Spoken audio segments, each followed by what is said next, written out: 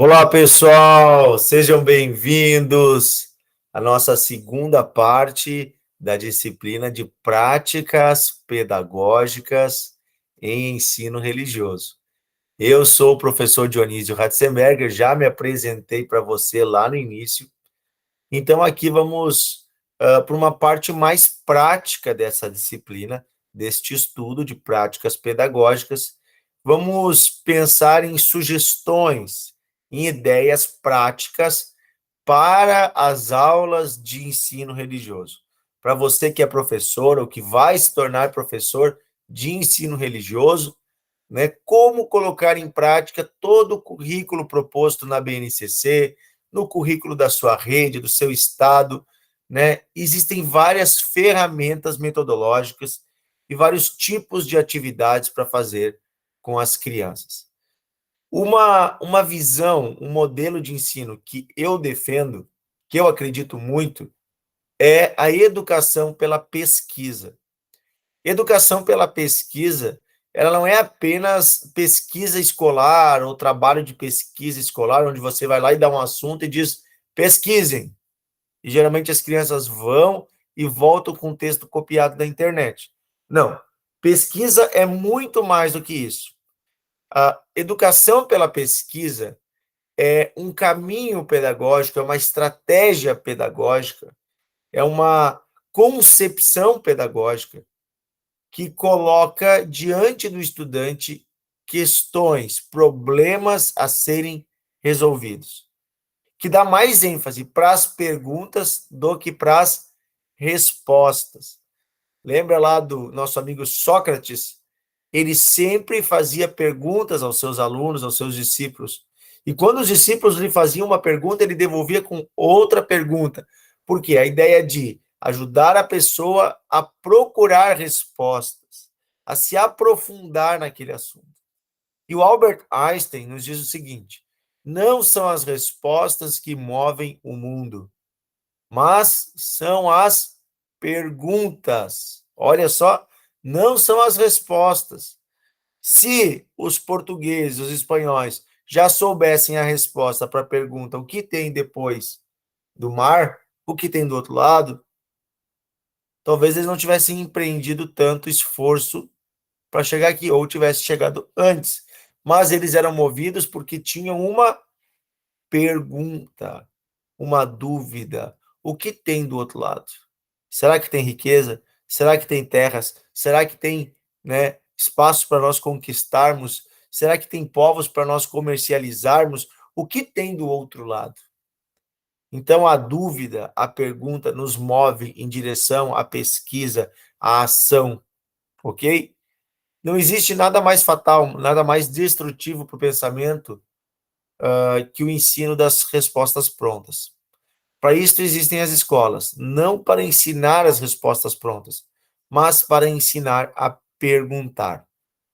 Segundo Alves, né, as respostas nos permitem andar sobre a terra firme, mas somente as perguntas nos permitem entrar pelo mar desconhecido. A educação centrada na pesquisa pressupõe um ato de desconstrução permanente. Então, o aluno vai, e ali diz desconstrução e construção, né? Então, ele vai, às vezes, ter uma certeza, aquela certeza vai ser desconstruída, você vai trazer dúvida, para que ele vá em busca de informações mais profundas e procure respostas. Então, construa um novo conhecimento. Talvez até ele chegue à mesma conclusão que ele tinha antes, mas agora com muito mais fundamentos, muito mais subsídios, entendendo as coisas. E esse movimento de educação centrada na pesquisa também considera que o espírito perquiridor, né, ou seja, de fazer perguntas, deve estar presente. E é o mesmo em todas as fases educativas, lá da educação infantil até a pós-graduação. Ensino pela pesquisa tem a ver com, não então com dar uma atividade de pesquisa, mas um movimento de ajudar as pessoas a buscarem respostas. Essa reconstrução permanente, ela vai ajudar nós a construirmos habilidades, né, e competências nesses indivíduos. eles vão desenvolver novas habilidades, né? E é um processo de formação de competência humana com qualidade formal e política, encontrando-se no conhecimento inovador e a alavanca principal da intervenção da ética. Então, aqui, Demo, 1996, nos afirma isso. Algumas possibilidades. Vamos pensar lá, você, professor de ensino religioso. Que tipos de projeto de pesquisa, de trabalho de pesquisa, atividade de pesquisa você pode realizar? Para começar, eu volto a dizer, não é apenas uma tarefa a pesquisa, mas é uma possibilidade. Vou dar um exemplo assim, ó, até quando você traz uma aula introdutória de um assunto, você vai introduzir aquele assunto, você já tem, por exemplo, slides, você tem questões, você pode começar a aula com uma pergunta e fazer os alunos pensarem sobre aquilo e falarem a sua opinião, o que, que eles sabem sobre isso, e a partir daquilo você vai dialogando e trazendo a introdução do tema, trazendo respostas, ajudando eles a encontrar respostas. E aí talvez lá aquele conteúdo que você vai trazer, aquela introdução, já seja uma pontinha de resposta, mas ela vai deixar margem para outras perguntas. Algumas possibilidades, então, de pesquisa que você pode realizar junto com os seus alunos. E por que eu digo junto? Porque o professor, ele não está fora da pesquisa. Não é assim, ó, vou dar para os alunos pesquisar uma coisa que eu já sei. Não, gente. Os alunos podem pesquisar assuntos, inclusive, que o professor não sabe, e o professor pode pesquisar junto com o aluno as respostas para aquilo. Uma coisa interessante, ó, que eu já fiz com os meus alunos: pesquisar sobre as religiões que existem na comunidade escolar. Isso é muito legal, lá no quarto, quinto, sexto, sétimo ano, muito legal de fazer. E você pode começar ajudando eles a perguntarem na família deles. Por exemplo, eles têm a tarefa de perguntar para 10 pessoas do seu convívio, pode ser família, vizinhos, 10 pessoas, algumas perguntas, fazendo um levantamento com essas pessoas. Então, eu geralmente faço esse levantamento com algumas perguntas, por exemplo, assim, ó, qual a sua religião? Você frequenta espaços religiosos pelo menos uma vez por mês? Você tem a prática de ir até espaços religiosos? E a terceira pergunta, se você já trocou de religião alguma vez. Essas três perguntas são bem legais, porque existem pesquisas nacionais sobre a religiosidade dos brasileiros, sobre a assiduidade, a prática, o ir até os espaços sagrados, e também sobre a troca de religião, esse trânsito religioso que a gente fala. E aí depois o resultado dos alunos, você pode comparar com os resultados nacionais e ver se naquela comunidade é diferente a religiosidade. Então, o aluno vai vir, você pode construir gráficos com eles a partir das respostas. Que interessante, olha só, vamos ver. Das 10 pessoas, quantas são católicas? Quantas são evangélicas? Dentre as evangélicas, quantas são de igrejas históricas, né, reformadas, lá, luteranos, episcopais, metodistas, presbiterianos, e quantas são de igrejas pentecostais, lá da Assembleia de Deus, da Deus é Amor, outras igrejas, outros ministérios individuais? Quantos são espíritas? Quantos são umbandistas ou do candomblé? Ateus, tem agnósticos. Veja que através disso, às vezes o aluno vai vir, professor, meu tio disse que é agnóstico. Agnóstico. O que é isso, professor? Gente, olha que legal. Vamos pesquisar o que é agnóstico, então. Vamos fazer uma pesquisa sobre isso, vamos procurar. O agnóstico é aquela pessoa que ele não tem uma certeza sobre a existência de Deus. Não tem uma certeza. Ele não diz que Deus não existe e nem diz que Deus não existe. Ele está em busca de uma resposta. Interessante, né? Você sabia que até os dados do IBGE separam os sem religião? Dentro do sem religião tem 3 tipos. Tem o sem religião que se diz ateu. O ateu tem certeza que Deus não existe. O agnóstico, que é o que diz, olha, não tem uma religião, mas eu acho que Deus pode existir ou não. E o sem religião. Sem religião é aquela pessoa que diz assim, não, eu até acredito em Deus, mas eu não tenho uma religião específica. Então, tem esses 3 tipos de pessoas dentro do sem religião, ok?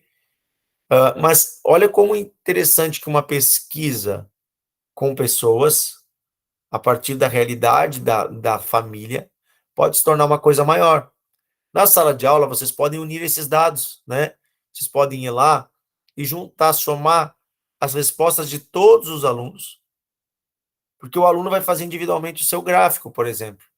Ele vai pegar, fazer aquela pizzazinha com 10 fatias e ele vai pintar lá. Ah, tem 4 católicos, então ele vai pintar 4 fatias, 40%. Tem 3 evangélicos, ou 4 evangélicos, vai pintar 3 ou 4 fatias de uma outra corzinha. Ah, tem 2 espíritas, vai pintar 2 fatias da corzinha lá. Tem uma pessoa da Umbanda ou do Candomblé, das religiões afro, vai pintar. Então, o que acontece? O aluno criou o seu gráfico da religiosidade no seu convívio. Depois vocês fazem uma soma na sala de aula de todas as respostas da turma. Olha que legal. E aí você chega a um patamar, você tem 30 alunos, vezes 10, você tem uma média, você entrevistou 300 pessoas. E você consegue fazer uma média da comunidade a partir dessas 300 pessoas. Você tem uma ideia do percentual de pessoas em cada grupo religioso. Ah, quantas testemunhas de Jeová deu? Quanto por cento das pessoas entrevistadas são testemunhas de Jeová? Professor, o que é uma testemunha de Jeová? Qual a diferença da testemunha de Jeová para o crente, para o evangélico ou para o católico? Por que eles não cantam parabéns no dia do aniversário? Ah, olha só, bem interessante, dá para fazer uma pesquisa toda sobre esse grupo. A dúvida vai levar você a um caminho de pesquisa. De repente, até convidar uma testemunha de Jeová para vir na sala, apresentar a sua fé, dá 5 minutos, diz: olha, você pode resumir em 5 minutos para nós o que vocês acreditam? Qual a diferença do que vocês acreditam para o que as outras religiões cristãs? É bem legal, olha só, você está indo numa forma exploratória. Você também pode, daí, separar essas religiões, esses grupos, né, essas tradições religiosas, dentro das grandes religiões da humanidade. Por exemplo, dessa comunidade que tem católico, evangélico, testemunho de Jeová, deixa eu ver, o Mormon, daí vai ter lá o Espírita, como eu já falei, e outros grupos. Quantos desses são cristãos? Ah, professor, como é que eu vou saber qual que são cristãos? Daí nós temos que pesquisar cada grupo desses, no que acredita. Se acredita em Jesus Cristo, se acredita na Bíblia, então é cristão, ok? Então, vamos separar, né? Quantos são de religião afro, né? Ah, então vamos separar. Vamos separar, então, nas grandes religiões para a gente ver, e depois vem dentro delas divisões, suas subdivisões.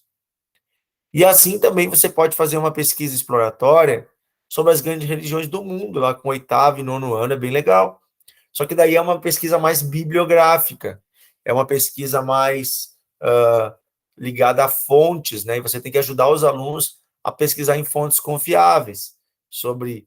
Você vai pegar daí religiões que muitas vezes não tem no contexto da escola ou do bairro, que eles não vão conseguir entrevistar alguém ou encontrar uma pessoa que vai explicar, sei lá, o taoísmo. Talvez na sua comunidade não tenha ninguém taoísta, talvez nem na sua cidade, mas talvez lá na internet ele encontre conteúdo, informações e até depoimentos de pessoas que são adeptos do taoísmo, explicando no que se baseia a sua crença.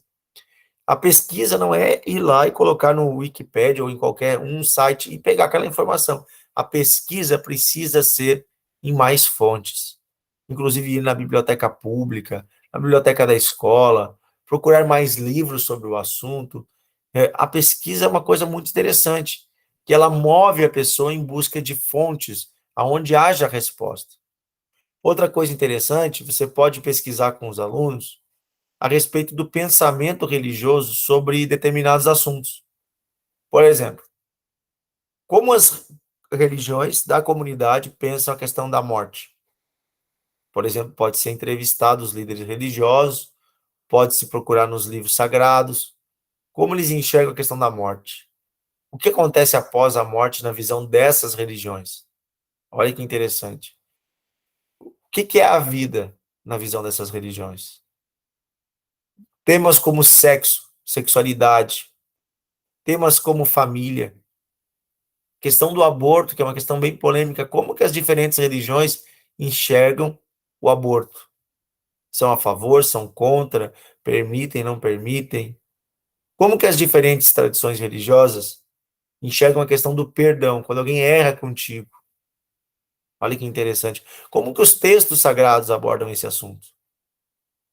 Né? No cristianismo, por exemplo, você vai ver uma ênfase de Jesus na questão do perdão, assim como na questão do valor da vida, né? Que é Deus que dá a vida e que o homem não pode tirar a vida de ninguém, né? Então, na questão do perdão, por exemplo, Jesus chega a dizer o seguinte, que se você não perdoar o seu próximo, Deus também não vai perdoar você, né? Na oração do Pai Nosso, Jesus no final da oração, ele fala isso. Então, é muito interessante como as diferentes religiões abordam os temas, e você não precisa ter medo de trazer questões polêmicas. Por exemplo, homossexualidade. Como as tradições religiosas abordam a questão da homossexualidade?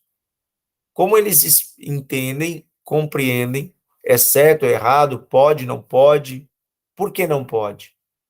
Né? Por que pode? Então, é interessante, daí você vai dizer, ih, professor Dionísio, isso é um tema polêmico demais, não dá para entrar.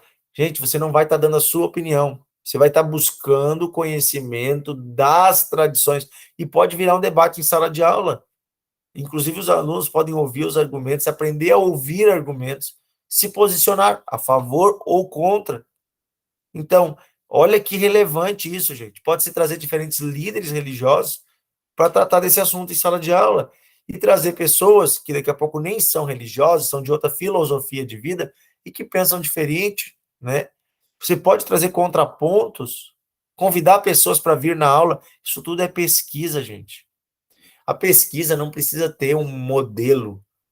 Eu sempre digo assim, às vezes as pessoas elas em busca de fazer uma feira científica na escola ou participar de um evento, elas colocam tantas regras na pesquisa que se torna uma coisa chata e difícil para os alunos. Ah, o caderno de campo. Ah, tem que fazer isso, aquilo, a questão metodológica. Gente, primeira coisa, vamos incentivar eles a procurar respostas. Vamos incentivar eles a pensar antes assim, será que essa minha fonte ela é verídica, ela é verdadeira, ela é adequada? De onde eu estou tirando essas respostas? Será que é neutro, é isento, é verdadeiro? Aí eu estou começando a dar para ele um indício sobre pensamento científico, ok? Que o pensamento científico ele se baseia, né, naquilo que pode ser provado, testado, analisado.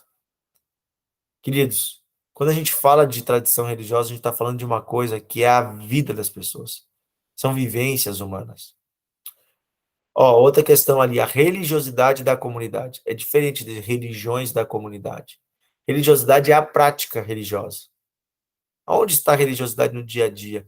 As pessoas vão aos templos, não vão? Será que elas praticam aquilo que elas acreditam? Olha que interessante. Isso é um tema bem relevante, né? Será que as pessoas praticam aquilo que elas dizem acreditar? E isso é uma coisa muito interessante. Tem a ver com ética, tem a ver com a sociedade, com a vida em sociedade. Por exemplo, no Brasil, a gente tem um país onde 90% da população se diz cristã. Cristão quer dizer seguidor de Jesus Cristo, católicos, evangélicos, espíritas. E você vai ver assim, cristãos, beleza. Um dos maiores ensinamentos de Jesus é sobre o amor ao próximo, sobre inclusive dar a outra face, quer dizer o que? Não reagir o mal com o mal, não devolver o mal com o mal. E, gente, olha como o nosso país é violento. Olha como o nosso país tem violências, agressões, maldades, né? Essa questão do amor ao próximo. Será que o patrão, ele ama o próximo quando ele paga o mínimo possível para o seu funcionário? E às vezes ele está lá ganhando bem e o funcionário sofrendo, não consegue nem pagar as contas de casa com o salário que ganha. Será que ele está sendo um cristão de fato ao fazer isso, na prática? Ou será que ele tem uma fé dissociada da realidade? Tipo assim, quando ele vai no espaço religioso, ele acredita naquilo. mas ele não consegue conectar aquilo com a vida dele. Gente, olha que pesquisa relevante. Olha que pesquisa relevante que dá isso. Já estou deixando aqui para você uma deixa de uma ideia bem interessante de pesquisar. E isso está nos temas da BNCC, viu? Uma das habilidades bem interessantes é perceber se a prática do cotidiano das pessoas, né, está conectada com as suas crenças ou não. Olha que interessante. Gente, isso aqui é um tema fantástico e dá para falar de um assunto aqui, ó, vou chegar bem perto para falar. Uma palavra que eu gosto de trabalhar com os adolescentes, especialmente nos anos finais, chama-se hipocrisia. Vou falar de novo. Hipocrisia. Gente, o Brasil é um país com uma população muito hipócrita. O que é o hipócrita? Ele fala uma coisa e ele faz outra. Então, cuidado, né, que a gente também não esteja se tornando, nós não estejamos nos tornando hipócritas. Pessoas que defendem uma coisa e fazem outra. E eu acho que essa questão de relacionar religião, religiosidade e, e prática de vida, vida real, dia a dia, né?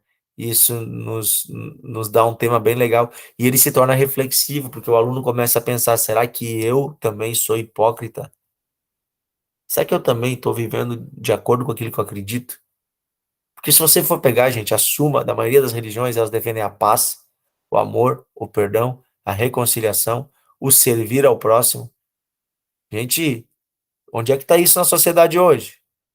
Quantas pessoas vivem isso na sociedade? 10%, 20%? E os outros? Domingo estão tudo lá na igreja. E segunda-feira estão se matando na rua, né? Atropelando um ao outro, passando por cima do próximo. Gente, o que é isso? Enganando, furando a fila. Você não acha isso uma hipocrisia? Com isso eu estou dizendo o quê? Que as pessoas têm que parar de ir na sua religião. Vamos defender isso. Então para de ser religioso se você não vive isso. Não, pelo contrário. Comece a praticar aquilo que você acredita. Comece a praticar. Se as pessoas praticarem os ensinamentos das grandes religiões, meu Deus, o mundo vai ser 10 mil vezes melhor. Não, nossa, o gestor público não vai desviar recurso. O pai vai cuidar dos seus filhos. A mãe vai estar ali, né? Ao invés de estar no celular, que às vezes hoje em dia a gente vê, né? Ao invés de eu ter que dizer para os adolescentes sair do celular, tem que dizer para os pais, né? Sai do celular, dá atenção para o teu filho. Gente, se eles ouvirem o que as tradições religiosas ensinam, elas ensinam que a maior missão de um pai e de uma mãe é educar os seus filhos. É cuidar deles, é amar eles. E que eles têm que ser modelo, têm que ser exemplo para os filhos. Meu Deus. E aí, o que você acha? Tem assunto para pesquisar, né? Olha quanta coisa, gente. É um leque enorme. Você pode pesquisar a história das religiões. Por exemplo, o cristianismo. Gente, o cristianismo tem uma história que é 2000 anos de cristianismo, mas antes disso tem o judaísmo. Você vai pesquisar, meu Deus, tem um monte de coisa. Eu já pesquisei uma vez com os alunos a história do cristianismo, porque a gente foi pesquisar as religiões da comunidade e os alunos perguntaram: senhor, por que tem tanta igreja diferente se a maioria acredita em coisa muito parecida? Olha que pergunta. E aí a gente foi estudar a história do cristianismo para poder entender a árvore das igrejas. O que é isso? Por que as igrejas se dividiram? O que elas pensam diferentes? Tivemos que chegar na reforma protestante, tivemos que nos deparar com movimentos avivalistas, pentecostalismo, e aí vai, para eles entenderem por que existem tantas denominações religiosas. Como vivem os líderes religiosos? Olha que coisa interessante. É um tema muito relevante, ainda mais no Brasil, em que tem volta e meia tem escândalos envolvendo líderes religiosos, especialmente escândalos envolvendo fortunas, dinheiros, né? Será que esses líderes, eles... Gente, vou dizer aqui, ó, não, nós não podemos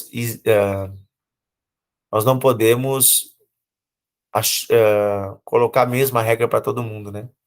A maioria dos líderes religiosos vive uma vida piedosa, uma vida honesta, uma vida de doação. Aquele líder lá da comunidade que cuida, que trabalha, Mas existem alguns líderes, será que eles vivem o que eles pregam? Será que eles não se aproveitam da boa-fé das pessoas? Será que não existem pessoas que são manipuladoras no meio religioso? E aqui, gente, eu não estou falando de uma religião. Nós temos na mídia, se você procurar, você vai ver líderes em todas as religiões que existem líderes que fazem um mau uso da sua liderança. E aqui entra uma questão da ética. Até onde vai o meu limite? Sendo que eu tenho influência sobre as pessoas. O que eu faço com essa minha influência? E aí você traz para a sala de aula. Você, cara, você que é um líder aqui dentro da sala, o que você faz com a sua influência? O que você faz? Você está fazendo tráfico de favores, tráfico de influência? O que é tráfico de influência? É vender a sua influência, é negociar com ela, é usar ela para obter vantagem. Gente, isso é algo horrível. Relações entre religião e política. Meu Deus, aqui tem outro assunto relevantíssimo. Será que as pessoas votam movidas pela sua convicção religiosa? Será que a religião consegue influenciar pessoas na política? Os últimos anos no Brasil têm provado que sim, que o discurso religioso está cada vez mais presente no meio político. E cada vez as pessoas votam mais conforme as suas convicções religiosas. Existem muitos estudos sobre isso. Inclusive, dá para entrevistar pessoas, questionar elas. Práticas e rituais religiosos. Os alunos têm muita dúvida. O que se faz nessa religião, o que se faz naquela. Você vai pegar a própria questão dos ritos de iniciação, tipo batismo, batizado, e aí vai tantos os rituais que existem, né? É muito interessante pesquisar isso. Um outro tema bem relevante, gente. Se você fez comigo a disciplina de letramento religioso, você já vai entender muito do que eu estou falando aqui. Livros sagrados. Os livros sagrados das diferentes religiões. Os textos sagrados. Gente, isso aqui é muito interessante de estudar. Como eles foram construídos, como eles chegaram até nós. Que livros são esses? Qual a mensagem deles? Por exemplo, se você pegar as religiões de uma comunidade, talvez a maioria delas sejam cristãs. Católico, evangélico, enfim. E aí a pergunta é, o Testemunho de Jeová, o Mórmon, o Adventista, todos acreditam na Bíblia, essas religiões que eu estou citando. Todas essas religiões que eu estou citando acreditam na Bíblia. Então, por que as religiões são tão diferentes? O que elas interpretam diferentes na Bíblia? Inclusive, dá para pegar as diferentes Bíblias, né, e comparar elas. E é interessante que o aluno vai perceber que as Bíblias, elas não são diferentes. Tem uma tradução diferente. A Bíblia Católica tem alguns livros a mais, que são livros históricos. Mas, basicamente, o que está ali, gente, a Bíblia é a mesma nessas religiões todas, nessas tradições religiosas. Então, por quê? Daí vem uma questão de interpretação. Olha como a interpretação, ela é algo relevante. A interpretação de texto. Como se lê o texto e como se interpreta ele historicamente. E aí você pode estudar com eles a história da Bíblia. Gente, é algo bem interessante. As diferentes traduções da Bíblia. Porque uma tradução, ela traduz uma palavra lá da língua grega de um jeito e a outra traduz de outro, né? O que significa essa palavra hoje? Você pode fazer uma pesquisa comparada de diferentes textos, pegar o mesmo versículo em diferentes Bíblias e ver, fazer uma comparação. E então ajudar eles a entender que isso tudo vem de uma língua originária, que foi escrita em grego, por exemplo, o Novo Testamento. Existem alguns sites na internet onde você pega o original. E aí você pode pegar e analisar cada palavra lá em grego, o que que significa. E é bem interessante, é algo bem ligado às línguas, à questão da linguística. Muito interessante. Então aqui, pessoal, eu quero incentivar você a desenvolver pesquisas com os seus alunos, projetos de pesquisa, temáticas. E quando a gente fala em pesquisa ainda, tem uma coisa muito interessante que é relacionada à pesquisa e relacionada ao seu trabalho em sala de aula, que é o uso de dados públicos e a exploração da realidade religiosa lá do seu município ou do seu estado. Existe um site muito bacana chamado IBGE Cidades. Para quem não conhece, o IBGE é o Instituto Brasileiro de Geografia e Estatística. Ele é uma instituição pública que pertence, então, ao governo federal, e se dedica há muitas décadas a pesquisar a realidade da população brasileira, de geografia e estatística, né? Como diz ali. Então, trabalha a geografia do Brasil, né? E aí, as estatísticas, né? Você sabe, inclusive, que o IBGE faz a cada 10 anos um recenseamento, um censo demográfico. Sabe aquele pessoal que passa de casa em casa perguntando, né?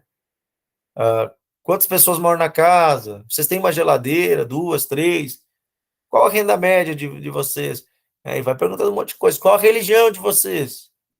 Ah, qual a cor? De que cor de pele você se declara? Olha que interessante. Eles vão de casa em casa, gente. E também eles fazem a cada 3, 4 anos uma pesquisa bem legal, que é a pesquisa de amostra de domicílios.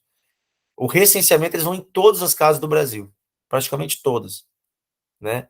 E a amostra de domicílios, o que eles fazem? Eles pegam em algumas cidades do Brasil, né? E vão em uma amostra, digamos, nós vamos ir em todos os bairros da cidade e vamos ir em 10 casas por bairro, digamos.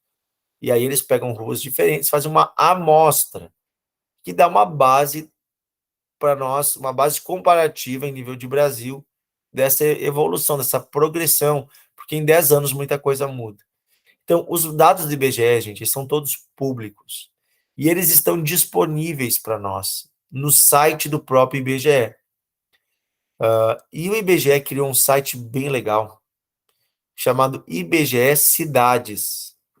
Nele, você pode ver o PIB da cidade, que é o Produto Interno Bruto, ver a evolução dele nos últimos anos, quer dizer, a riqueza, né, da cidade, a riqueza financeira, quanto que a cidade produz.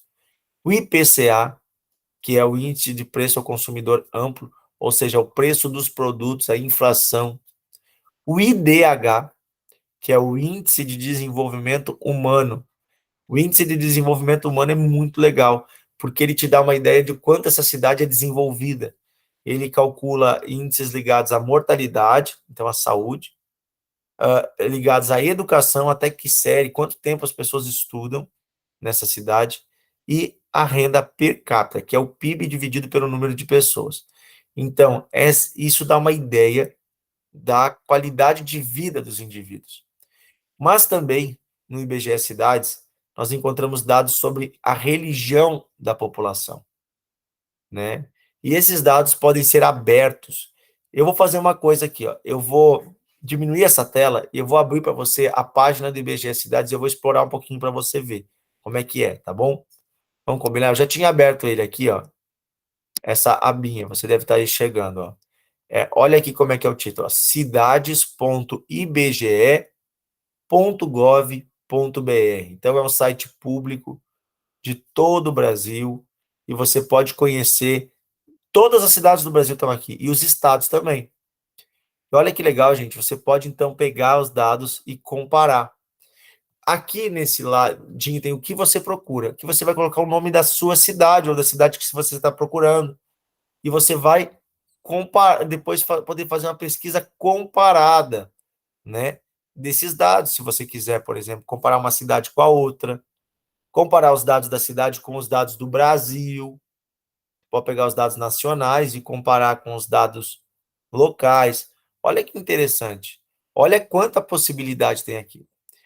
Então, eu vou colocar um exemplo para você, eu vou colocar a minha cidade aqui onde eu moro, tá? Eu moro em Novo Hamburgo, Rio Grande do Sul, ó.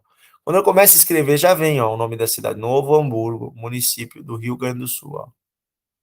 Beleza. Cliquei em Novo Hamburgo.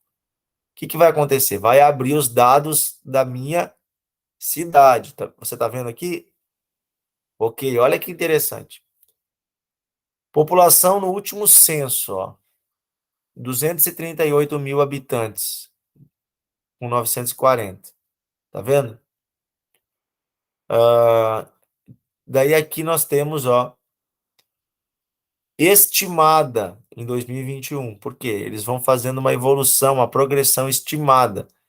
Devemos estar em 2021, ano passado, mais ou menos em 247 mil pessoas. Esse número é interessante você anotar quando você está olhando isso com os alunos.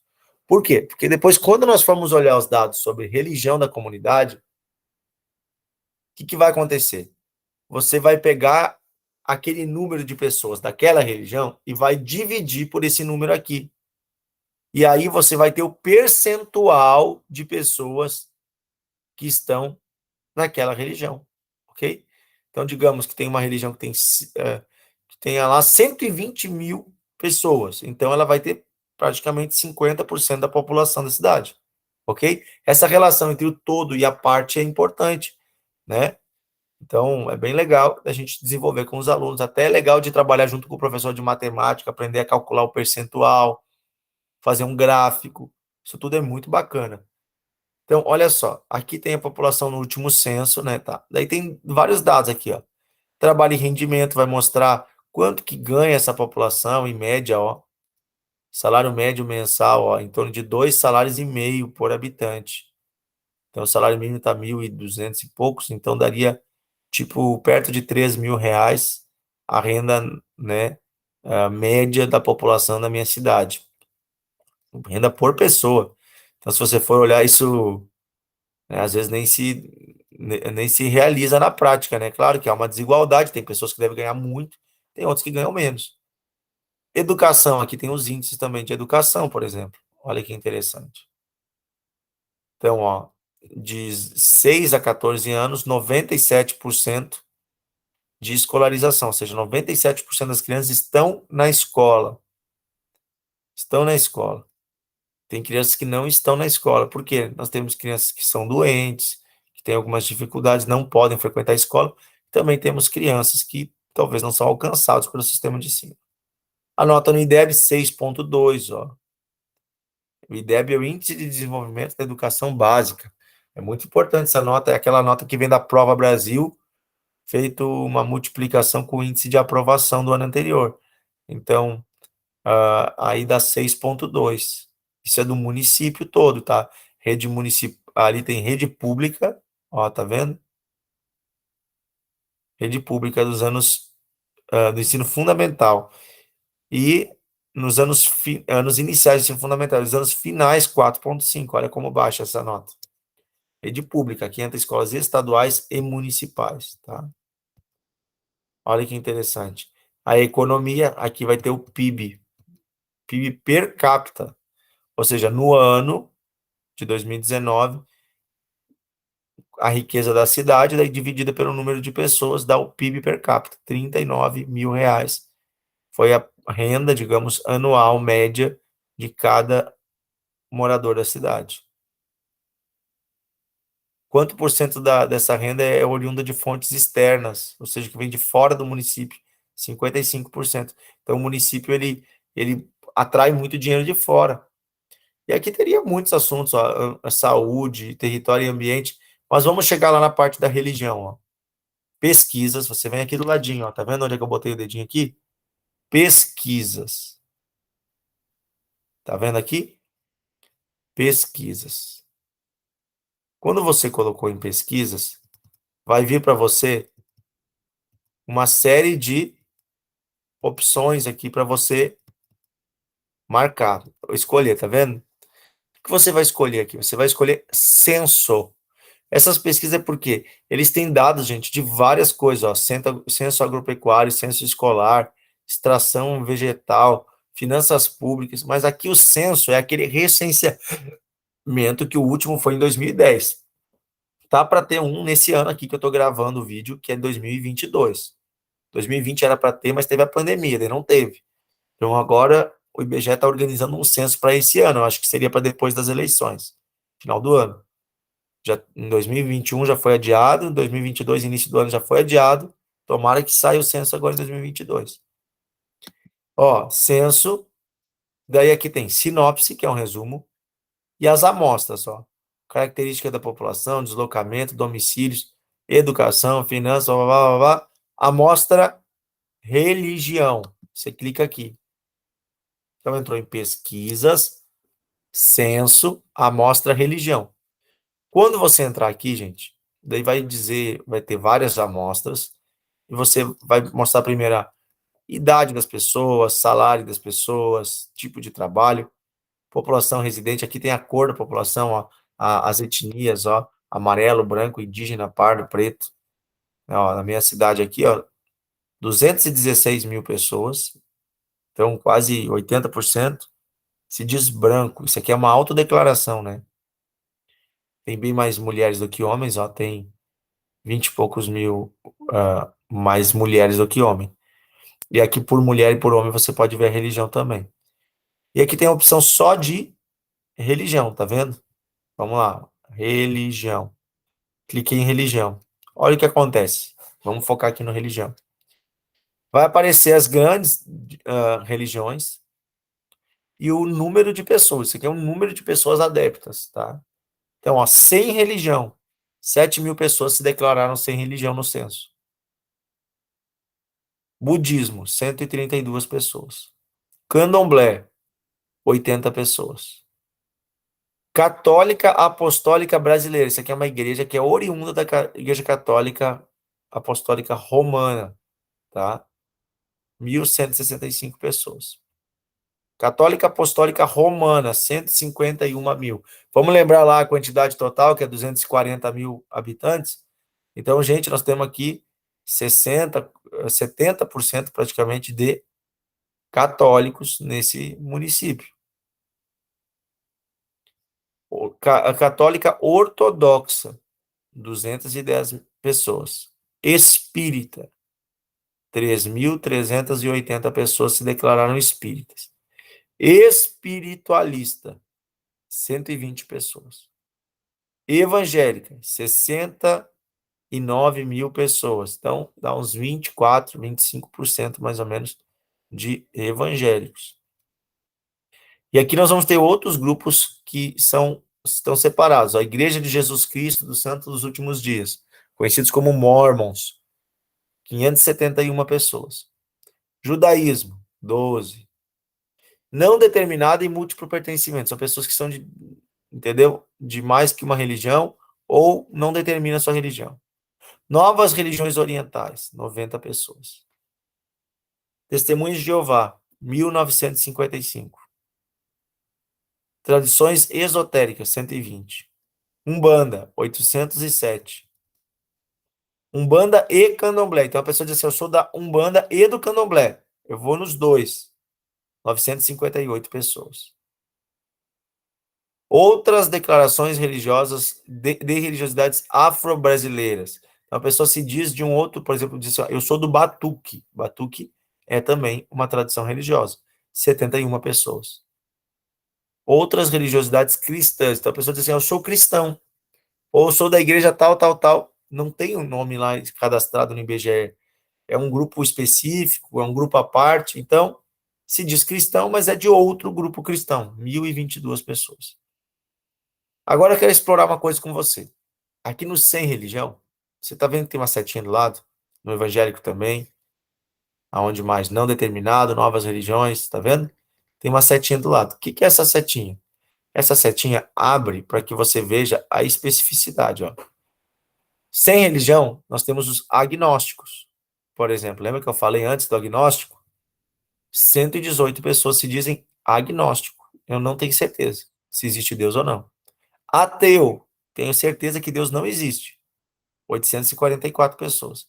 E sem religião, no sentido assim, ó, eu até acredito em alguma coisa, mas eu não sou de uma religião específica. 6.595. Por que eu abri esse dado aqui para você olhar? Porque geralmente a gente tem uma ideia de que o sem religião ele é ateu. Então você já tem lá a presunção, 7 mil ateus na cidade.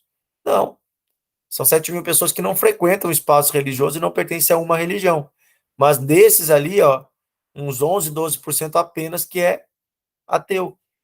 O restante, os 88%, são ou agnósticos ou sem religião.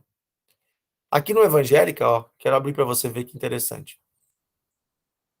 Não determinada, quer dizer assim, a pessoa não sabe o nome da igreja ou o nome da igreja não está registrado lá, 17 mil pessoas. Missionária, o que é missionária? Ó? São as igrejas que têm uma história mais antiga, igrejas que vieram de outros países para cá para o Brasil. Tá? Então nós temos a Adventista, 2.591, Batista, 3.284, Congregacional, 23, Luterana, 17.000. Novo Hamburgo é uma cidade que foi aqui colonizada pela comunidade germânica, alemã, e a igreja luterana veio junto com essa comunidade, então nós temos muitos luteranos aqui, 17.000 luteranos. Metodista 21, presbiteriana 50, outras 212. E aí tem aqui pentecostal. Quando você abre o pentecostal, ainda abre um leque, ó. Comunidade evangélica, 85. Assembleia de Deus, 15.136. Congregação Cristã no Brasil. Essa aqui é interessante até eu citar, ó. Congregação Cristã no Brasil e a Assembleia de Deus surgiram juntas, logo no início do pentecostalismo no Brasil, lá em 1910. E elas foram fundadas por dois amigos que começaram uma mesma igreja e depois se dividiu. Eles eram dois missionários. E é interessante que a Congregação Cristã no Brasil, a marca dela, ela é uma igreja pentecostal, mas a sua marca é que ela é chamada geralmente de igreja do véu, porque as mulheres, ao entrar no templo, elas têm que usar um véu, como era a tradição antiga, né, dos povos lá semitas, né, que quando a mulher entrava no templo usava o véu. Deus é amor, tem aqui Quadrangular, Brasil para Cristo, Igreja Universal e outras. Olha a quantidade de gente nas outras, 8.000. Por quê? As igrejas pentecostais, elas têm uma primazia para a questão do contato direto do membro, do homem, da mulher, com o Espírito Santo, com Deus. Então, há uma ideia, um ensino de que todos os cristãos são sacerdotes de Deus. Então, nessa ideia, se todos são sacerdotes, o que me impede de na minha casa, ter um grupo que se reúne e que eventualmente pode se tornar uma igreja. Então, não há uma ideia hierárquica que eu preciso estar ligado a esta convenção, aquela, a este grupo, aquele, para que eu seja uma igreja, né? Eu preciso estar conectado com Deus. Então, essa relação de conexão com Deus, ela acaba, de alguma forma, desmontando algumas hierarquias e tornando os grupos um pouco mais independentes. Não estou falando de todos, mas estou falando em boa parte dos pentecostais assim enxergam. Eu não preciso estar debaixo de uma convenção, de uma autoridade, eu não preciso de um curso ou né, de uma faculdade ou disso, daquilo para ser um pastor, um líder. Eu preciso ter comunhão com Deus. Então, tendo comunhão com Deus, eu estou apto a isso, né? E isso tem um lado muito bom, porque democratiza a religião, pessoas que talvez nunca teriam acesso a se tornar um líder religioso, né? Por exemplo, até mesmo mulheres, pessoas, às vezes de classes bem baixas, com pouco estudo, acabam tendo acesso a esse lugar de liderança, porém, por outro lado, pode gerar um problema que é assim, a coisa é muito solta, tipo, qualquer um pode ser, e aí vai entrar pessoas de mau caráter também nesse meio, e podem fazer coisas erradas, né, em nome de Deus, ou explorar pessoas, enganar pessoas. Então, sempre tem os dois lados, assim como uma instituição que tem toda uma hierarquia, isso pode ser muito bom, porque põe ordem, coloca certos filtros, mas também pode ser ruim, porque pode engessar a instituição, pode impedir que ela consiga atender a necessidade da sua comunidade. Então, pode também, daqui a pouco, pessoas de má índole chegar lá em cima e se aproveitar dessa instituição, né? Aconteceu na Idade Média com a Igreja Católica, né? Que alguns papas estavam ali por um interesse de poder, né? De dinheiro e tal, e se aproveitaram da estrutura da instituição para isso, né? Então, o que eu quero dizer aqui com isso? Assim, não queria entrar nesse mérito, né? Dessa questão, mas até para a gente entender, assim, explicar um pouco essa questão. A gente tem que cuidar, gente, para a gente não dar juízo de valor, tá? Porque na sala de aula, quando você estiver fazendo esse tipo de pesquisa, tem as crianças de todas essas religiões aqui. Você não tem que julgar quem está certo ou quem está errado. Não, a atitude é atitude pesquisadora. Pesquisadora.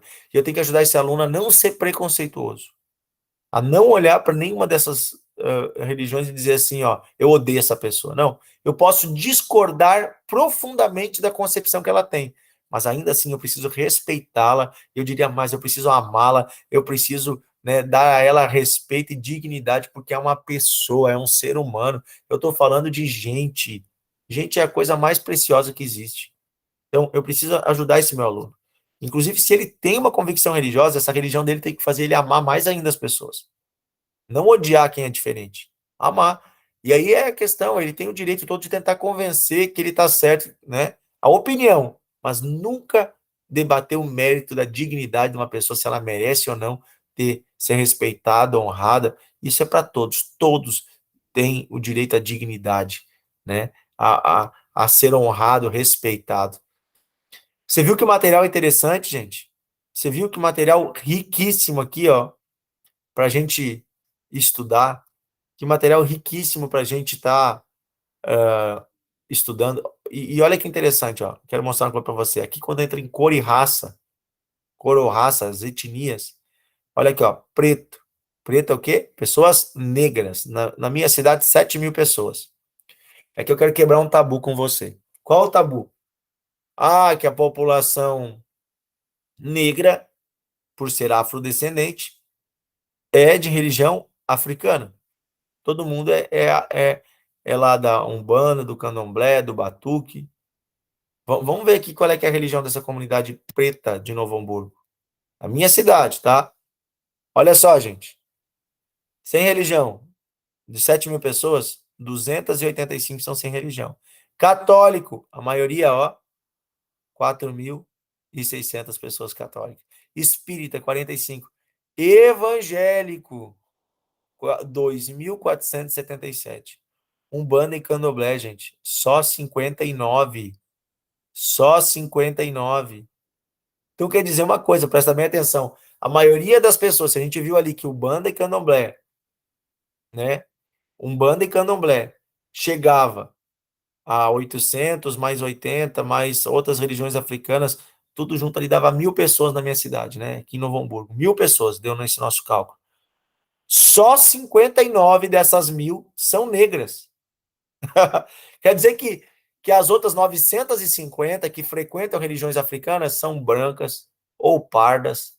Olha que interessante, gente. Olha que interessante. Aqui vamos ver nos pardos, ó. Quantos são da Umbanda e Candomblé? Olha aqui, ó. Entre os pardos, só 40. Então quer dizer que negros e pardos juntos sobra para os brancos, gente. A maioria da religião afro-brasileira aqui na minha cidade são de brancos, não são de negros.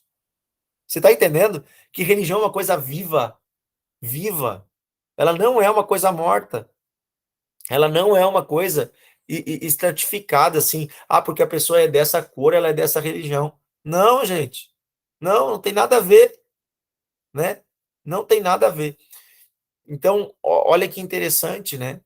Como a religião é uma coisa viva. Saiu alguns dados bem legais do IBGE, né? Do IBGE não, uma pesquisa agora mais recente, acho que é do Datafolha, até eu vou mostrar aqui para vocês a fonte dessa pesquisa. Uma pesquisa sobre a religião dos brasileiros.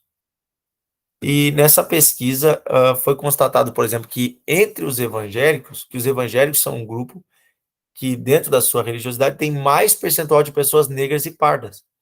A marca dos evangélicos no Brasil é ser uma religião que tem espaço para o negro, para o pardo.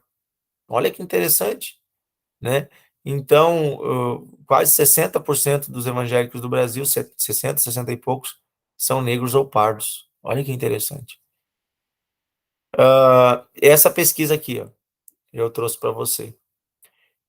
É do Datafolha, tá? O Instituto Datafolha, então, fez em 2021 uma pesquisa, 2020, sobre a religiosidade dos brasileiros. Essa pesquisa está nesse link aqui. Na, não na apostila, nos slides, você consegue encontrar o link e clicar nele. Ou se você colocar assim, ó, pesquisa Datafolha Religiões 2020, no Google, vai vir. E aqui, então, são dados atualizados, ó, na pesquisa do Datafolha.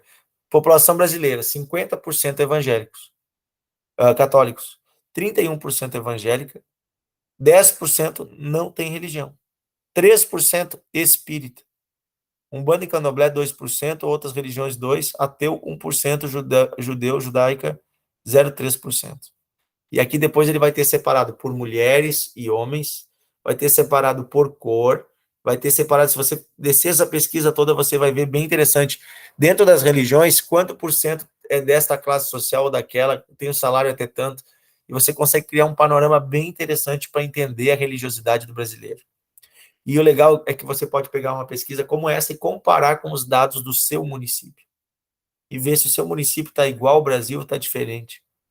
Gente, olha que trabalho legal, que pesquisa bacana que dá para fazer em sala de aula com os alunos. Você não está empolgado para trabalhar com números com eles? E dá para fazer uma parceria legal com o professor de matemática para tentar ajudar os alunos a aprender direitinho, a calcular o percentual, tá, gente? Isso é bacana, porque calculando o percentual, eles conseguem ter uma ideia da grandeza numa representação numérica de um número baixo, que é o 0 a 100, né? Então, a gente consegue entender, né? E aqui já entra uma relação interessante, ó. Olha, eu fiz um print ali da página do G1, o site da Globo, de notícias, que foi o site que noticiou essa pesquisa que saiu do Datafolha. O Instituto Datafolha pertence à Rede Globo, né? Ao Grupo Globo. Então, é interessante que, olha dentro de qual aba, de qual assunto que ficou essa questão da religião. Não ficou em cultura, não ficou em sociedade, ficou em política. Gente, por que eles colocaram a pesquisa sobre religião dos brasileiros dentro da aba de política? Só isso aqui já dá uma pesquisa. Por quê? Porque religião influencia a política. Religião influencia a política. Esse ano que eu tô gravando esse vídeo é 2022, tá? Estamos aqui, eu tô gravando esse vídeo no primeiro semestre de 2022. Então, ainda não começou a campanha eleitoral desse ano. Mas eu aposto que se você assistir esse vídeo depois, você vai se cumprir o que eu estou falando. As eleições de 2022 vão ter no seu debate uma pauta centrada na discussão religiosa. Questões como aborto, questões como dar liberdade às religiões ou não, questões como os valores humanos, os valores éticos, vão ser centro dessa campanha eleitoral, ao que tudo indica. Por quê? Porque a população brasileira é bastante religiosa. E cada vez temos mais religiosos praticantes no Brasil, ativos, que vão às suas igrejas, às suas instituições religiosas. Então, eles levam em consideração os valores dessa instituição, daquilo que eles acreditam. Então, esse voto dessa população cada vez está mais na mira dos políticos. Por isso, cada vez mais os políticos usam um linguajar religioso para ganhar o voto dessa comunidade, ok? Então, olha que interessante isso, gente. Olha que interessante essa pesquisa, essas pesquisas que a gente está vendo, tá bom? No próximo vídeo, nós vamos ver um pouco mais sobre outras possibilidades, como sequências didáticas e outras coisas, tá bom? Eu quero incentivar você a dar uma aula show, já estou falando sobre isso há um tempo. A aula show não é uma aula em que você vai e mostra tudo. A aula show é uma aula em que você ajuda o estudante a buscar o conhecimento, tá bom? Desenvolva pesquisas com seus alunos, use dados, vá até o arquivo público municipal, pesquise em jornais. Jornais são boas fontes, viu? As hemerotecas, onde você tem jornais antigos para identificar a religiosidade da comunidade, o discurso político. Muitas questões podem ser buscadas em dados, infográficos, mapas, que podem ajudar você a fazer uma aula que sai da superficialidade e que aprofunda no conhecimento. Um grande abraço e até o próximo vídeo.